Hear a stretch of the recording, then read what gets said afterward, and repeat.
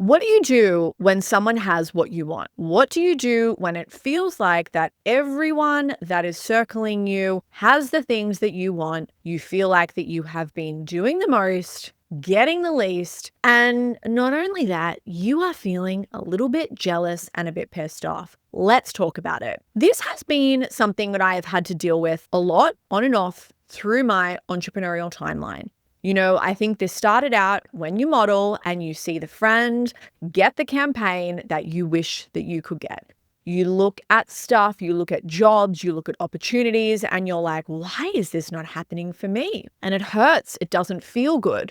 This actually formed a basis of a keynote that I did oh my gosh, a couple months ago. It was called Mirror Moments. And it talked about how I would say for the first 10 years of my entrepreneurial life, I would be so jealous, and how when I saw someone get something that I really wanted or I feel like that I was working towards, it almost felt like it bruised me or it wounded me in such a way where it took me so long to recover from that, and how I was so activated by seeing other people win and their success, and how I made things so personal to me. It is an unfortunate part of business and life that you are continually going to see people that have things that you want. And you are going to continually see people that it feels like that it has come easier to them. And you look at the work that you are doing and you're like, why is this not paying off for me? I want to say a couple things to this. One, in life and in business, there is an element of luck. There is an element of right place, right time. That is the thing. There is also the unseen work. And the amount of times that I have known people that will kind of be a bit aloof, but behind the scenes, it is a very different story. They are having conversations. They are being a bit of a wall breaker. They are doing the work that I would never want to fucking do. But they aren't really letting on the fact that they have done a lot of fucking hustle to get the results that they want. So there's also that. And there is also the fact that sometimes the desire of us wanting something may be more appealing than us getting the thing. And I know this to be true for myself, not in business, but a good example of this is relationships and dating. The amount of times that I'm like, I want a boyfriend, I want to meet someone, and then I meet someone and I'm like, holy shit, this is really terrifying. I'm going to go and run over that way. Like, I am the avoidant.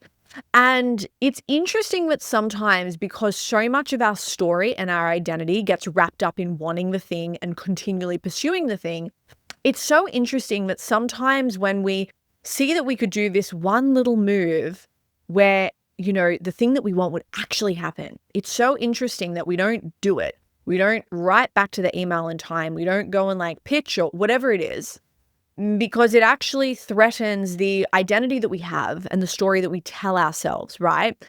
People talk about this all the time, and I used to think that this was so bullshit, where you would be so afraid of success. And I thought that this was really crap until, I have just restructured my business. I've finally become a company. It's well overdue. And it's so interesting that I felt myself as a sole trader putting a cap on what I was doing and not wanting to kind of do more, because I was like, well, I don't want to pay more tax. So I'm going to kind of hold myself back. But then I was being annoyed at people who were growing, but forgetting that I was not wanting to grow too much because I didn't want to have the result of paying more tax. It was the same with being a company. I was like, I am a bit terrified of growing more because, now I feel like that I have all of these responsibilities. And everyone's kind of freaking me out more. And what if I pay more tax? And what about this? And then what about that? And it's so interesting that, we can be really stuck in the desire of wanting something, but we can also look at kind of who we are and how we're showing up. And notice that although we want something, what's actually playing out is a completely different story. So in the sake of me wanting a huge business, but then in the next sentence being like, yeah, but I don't want to make more money. I don't want to make more sales. I'm conscious of people paying me too much because I don't want to pay more tax. Isn't that really, really interesting? So what I would ask for you to do is, if you look at all of the things that people have that you want, ask yourself, is there an element where if this was presented to you, let's just go for and against things for a second. So let's pretend that you want a book deal. You see everyone is around you and they are getting a book deal. what are the pros and what are the cons? And what I think you're going to find really interesting about this is a lot of the cons, where you may think that there are none, could be these little thoughts that you actually think all of the time, but you're not conscious of them. So it could be something where you're like, well, a con of having a book is, what if it doesn't fucking sell? And I feel like an idiot. And people are then like, wow, what an imposter. It's like, you may want a book, but there is also this little belief that we're kind of like carrying around in our backpack of bullshit, of you being like, but what if I'm actually not good enough? Like, what if I want this, but I start the process and I feel like that I only get 10,000 words in and then the ideas just stop. And why this is awesome when stuff like this happens is we then get to question all of this, and we get to ask ourselves, where did this come from? And we get to rewrite it and let go a lot of this stuff. And why I love this and why this is so good. And if you are someone that feels like that the brakes of your success are continually like slammed on, and it's like everyone is just moving ahead, and you're like, why the fuck is this harder for me? I do believe, like I wholeheartedly believe that sometimes stuff is going to move slower for you because you are meant to do more of the work now, and then the success will just come and it's going to last. And you are doing the work for your future self, right? So it's like, for me now, knowing that I'm going through all of this and I have these beliefs that come up, I know that when we are at $1 million a year, I'm not going to have this thought of, well, let's just not earn more because I don't want to pay more tax. It's like, let me focus on this now and perfect this now before we grow, because I don't want this to be a bottleneck for my future growth. I want to go through all of the things that I am now so that when I get to this future version of myself, the future version of Peter, you know, it's like I can reflect back to this point in time where I've had to deal with all of that, right? So this is something awesome that happens when you do feel like that everyone around you is getting what you want and it's somehow not working for you. We can reframe this as, okay, cool, I get to deal with all of this now. I get to move through this now. I get to manage my mindset now, so that in future, if this comes up again, and it will, that I am now a master at this. Like, I am going to be really, really cool with this. Another thing that I want to say is that, you know, this is a concept that I learned from Lacey Phillips, and she talks about something called expanders. And expanders show your subconscious what is possible. You know, when you're ever feeling jealous or activated by what people are doing, you can ask yourself, why am I feeling jealous? Why am I feeling activated? What do they have that I want? Or what are they doing? Or how are they moving in a way that is making me feel uncomfortable, or something that is just a bit negative, right? You know, I have seen people before and I'm like, oh my God, they're just like going and they're being really bold. And I feel myself kind of like feel funny because they've gotten opportunities. You know, I had a business friend and she booked a workshop, and I've been trying to get this like workshop locked in. And when I saw that, you know, she had one locked in, she hasn't been with the company as long. Like, I felt really happy for her. I'm like, good work, like good for you. But I felt in the same time sad for me. I was happy for her and I was sad for me. And this was something interesting to deal with. What I did is I firstly acknowledged how I felt. I was like, I get why you feel sad, because you've been bringing this up a lot. And what we want to make sure that we do here is that we don't tell them a really empowering story of why we're better and kind of minimizing ourselves in the process. Like, let's just run a couple of different scenarios of why this could happen. And then I got to get really clear on, okay, cool. If you are feeling activated by this, is it because it is something that is important to you? And the answer was yes. This is something I want to do. I want to speak. I want to be known for this. I want to be the first fucking choice. When people think workshops, I want them to think Peter. I was like, okay, cool. The fact that you were not asked means that there must be some kind of, you know, little visibility flaw. Maybe because you haven't spoken to them in a while, you have just dropped off their radar. Let's get back on. And what I did, instead of staying in this spiral, is I asked myself, what would be one bold move that I should take to go and get what I wanted? And I sent an email and I pitched, and guess what? I didn't hear back. I heard nothing back. It's interesting that, you know, I was reflecting this weekend. I pitched something, was like sell with email, and I felt myself, I was actually doing my makeup this morning, and I was like, why the fuck am I pitching email? Like, I like email, but I want to do something else. And, I ran a workshop. It is up on the podcast. I think it's episode 108, which was Work Smart, Make Bank. And it's about putting your intellectual property into scalable offers. So creating scalable passive offers. And I thought about how no one in my co-working space is doing that and how I feel really good about this because I love courses that changed my life. I love programs and how there are so many people in there that could probably learn how to productize what they're doing a bit better. They are great at services, but maybe this is a world that they don't know about. And I actually felt really excited about that. And I'm like, okay, cool. How fun is this? You've put something in motion and now we just get to clean it up a bit. And now I get to email them and say, hey, I know I actually pitched email, but I think that this would be a great workshop. And then I get to do something bold and I get to end it by saying, great, I want to lock this in. What's it going to take? Wink face.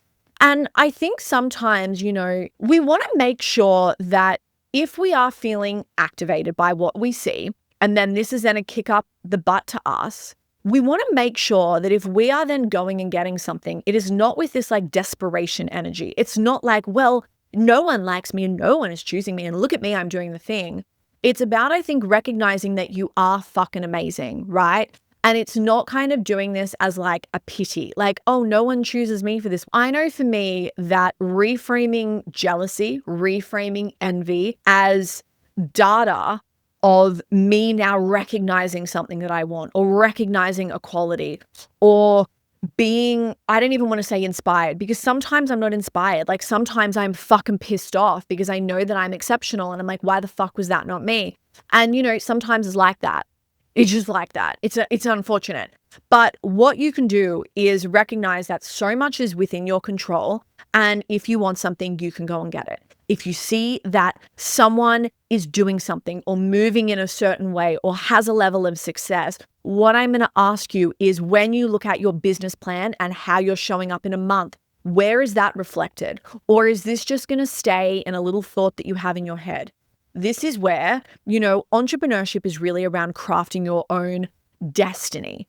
And it's like, how can you go and add that in? How can you go and fucking amaze yourself and go and get it? So what I'm going to tell you is that when you see people activate you, when you feel jealous, when the thoughts are coming up, I want you to just be like, thank you, Sky Daddy. Thank you, universe. Thank you for showing me this. And myself, thank you for showing me that you want this through some emotions that feel not so great. What I'm going to do is I'm going to recognize, what am I activated by this? What do I want in this? And I'm going to then be like, okay, cool. This is how it looks on them. How could this look on me? If they have a book deal or if they have this, well, what do I want? Do I want that or do I want something better? Do I want this to be more me-shaped? I get to get really clear and curious on how that looks. And then I get to go and put that in action. So here's the thing, hot stuff. You want to make sure that this just doesn't stay within you feeling inspired and feeling a little like, I feel really good. Peter's pat me up. I would hate to think that you just feel inspired, you do nothing with it. What I want you to do is I want you to go and fucking do something with this. So if you feel like a jealous bitch, congratulations, because you have just discovered something about yourself. What I want you to go and do is go and put that in motion, go and fucking get it. I am proud of you. Everything is happening.